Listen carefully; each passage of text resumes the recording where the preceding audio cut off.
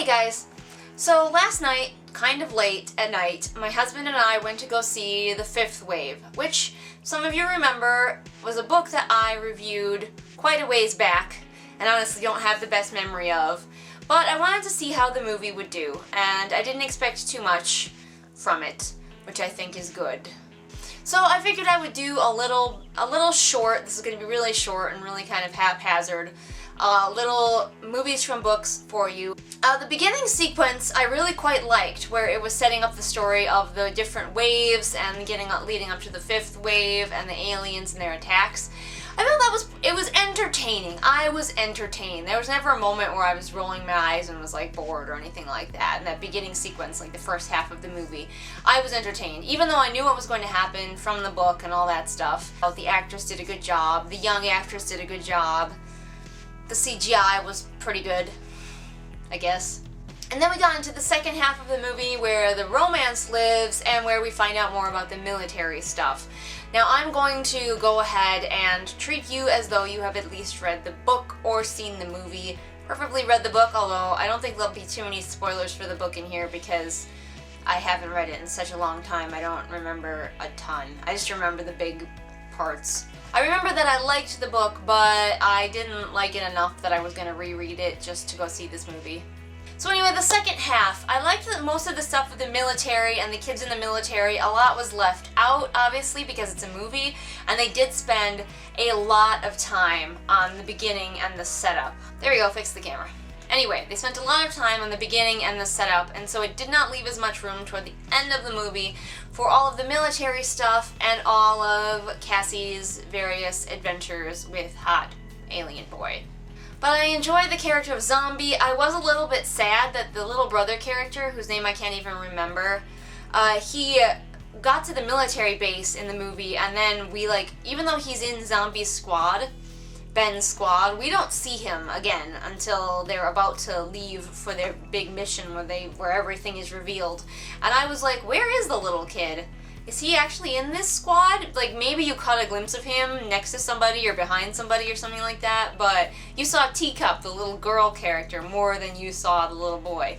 I don't know why that is. Now, what I thought was both the weakest part of the book and the weakest part of the movie is the romance, unfortunately. I feel like it was even weaker in the movie. My husband kind of disagrees, and maybe he has a better remembrance of the book than I do. It felt really cliched.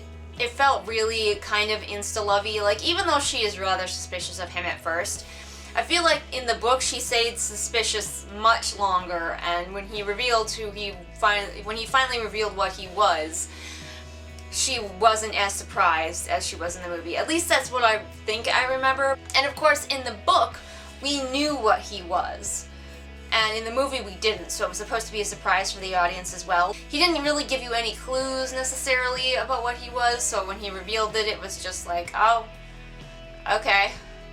Sure, he's an alien. And of course, you all know that I hate that dumb, you are the only one I've ever loved. You will change me. You, random girl I found dying on the side of the road, are the only one who can make me understand love. So yeah, the love story for me was weak in the book and also weak in the movie. If you don't find the guy attractive, there's nothing. He's got nothing. I found him to be vapid, uninteresting, way too focused on the girl for no clear reason other than that she's the one. She's like the romance Highlander, there can only be one. And I was a little disappointed in the climax to the movie because there were some really great action scenes throughout the movie, and then the climax seemed rather rushed to me. And maybe it was rushed in the book. I keep saying maybe it was this way in the book because I can't remember. Maybe it was rushed in the book, but it felt really rushed in the movie, and then it was done, and I was like, what happened? How we got out of that situation really fast. The one thing that my husband and I did notice is that the handling of the firearms was fairly realistic. My husband's in the military, so he noticed right away that the sounds that the guns were making were far more accurate to sounds real guns would make in this movie than they are in a lot of other movies. And also, the characters would remember things like when they took the bullets out of the gun to also remove the one from the chamber, and things like that. At one point, the dad forgot to put the safety back on the gun, and both my husband and I were cringing because then he gave it to his daughter, and we're like, put the safety back on. But really, it seemed like the gun stuff was, someone was making an effort to make it kind of somewhat realistic, so I liked that. Otherwise, it was an enjoyable movie. I feel like you probably will enjoy it more the longer it's been since you read the book. I feel like having not read the book recently actually made me enjoy the movie more. I just felt like I would have been more frustrated with it if I could remember all the details of the book. So, yeah, there's that. And I think it will be entertaining for people who have not read the book, but entertaining is all I will give it. It is definitely a popcorn movie. It's just a movie you go and you watch for funsies and you don't expect anything great or deep from. But if you wanted to know my thoughts on the book, it is an older review, so I apologize if I'm not as critical as I am these days. But yeah, go check out that review that I have on my channel, and I'll see you all next time. Whatever I'm doing. I'm doing a bunch of videos today, so it's just gonna be me in my Morden shirt all day long. Anyway, bye!